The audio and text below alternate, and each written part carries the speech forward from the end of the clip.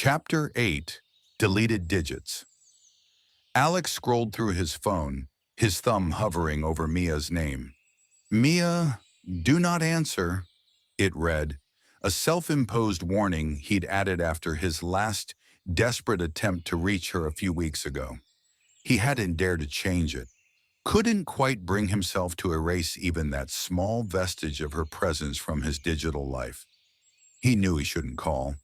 Every instinct screamed at him to pick up the phone, to hear her voice, even if it was laced with anger.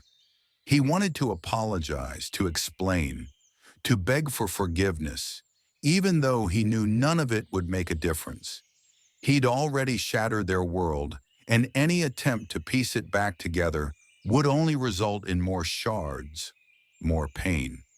Days were now a blur of routine and regret. Work had become a mechanical exercise, a way to fill the hours and avoid the gnawing emptiness that followed him everywhere. He'd ended things with Sarah, realizing that she was never the answer, only a distraction from the real problem, himself.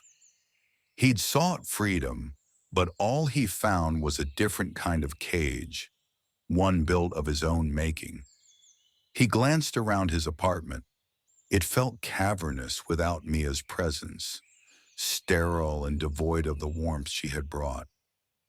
Even the sunlight seemed to avoid the place, casting long, mournful shadows across the floor. He remembered Mia's touch, the way she would rearrange his books, not because they were out of order, but simply to leave her mark, a subtle reminder of her presence. Now the books stood untouched, gathering dust like forgotten memories. His internal monologue raged. What was I thinking? He berated himself. I had everything. A woman who loved me, a future filled with promise, and I threw it all away for a fleeting moment of, what? Excitement? Self-discovery? It all seemed so hollow now, a pathetic attempt to escape the perceived constraints of his life. He reread their last text exchange. It was brief, cold. Mia had simply stated, "Please don't contact me again." Each word a hammer blow. The urge to call intensified, a physical ache in his chest. He imagined her voice, the way it used to soften when she was teasing him, the way it would deepen with passion when they were discussing their dreams. He could almost feel her hand in his, the warmth and reassurance that had always grounded him. But he knew better. Calling her now would be an act of pure selfishness, driven by his own desperate need for absolution, not by any genuine desire to ease her pain. He had no right to intrude on her life, to disrupt the healing process she so desperately needed. He had forfeited that right the moment he betrayed her trust. With a sigh, Alex closed his eyes and took a deep breath. He pictured Mia, her face radiant, her eyes sparkling with happiness. He imagined her moving on, finding someone who truly deserved her, someone who would cherish her and honor her love. The thought brought a fresh wave of pain, but also a strange sense of relief. He wanted her to be happy, even if it meant he couldn't be a part of her life. His thumb trembled as he moved it toward the delete button. Each tap felt like severing a limb, a final act of self-inflicted amputation. He hesitated for a moment, his heart pounding in his chest.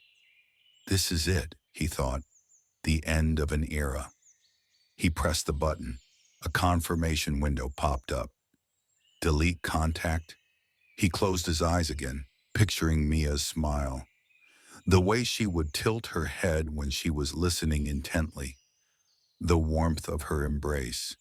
He whispered a silent goodbye, a promise to never forget her, even as he erased her from his immediate world. Delete, he muttered, his voice barely audible. The contact disappeared.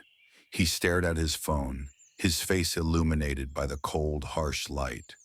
The screen felt empty, sterile, a void where Mia's presence used to be.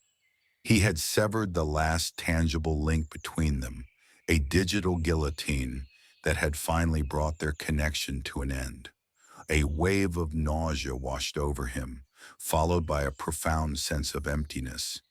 He had expected a sense of closure, a feeling of release, but all he felt was a deeper, more profound loneliness.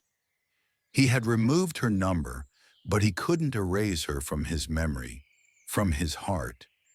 He tossed the phone onto the couch. It landed with a soft thud, the screen casting an eerie glow in the otherwise dark apartment. The illuminated rectangle seemed to mock him, a silent testament to his solitude. He remembered a conversation they'd had long ago about memory. Mia had argued that memories were tied to places, to the sensory experiences that surrounded them. The smell of rain on the pavement, the taste of her favorite coffee, the sound of the lake lapping against the shore. These were the things that triggered memories, the anchors that held them in place. Alex had countered that memories were tied to people, to the relationships we forged, and the emotions we shared. He believed that even if you removed the physical context, the memories would persist, etched into the fabric of your being. Now he wondered if he had been wrong. He had deleted her number, hoping to sever the connection, to create a clean break. But he knew it wouldn't be that simple.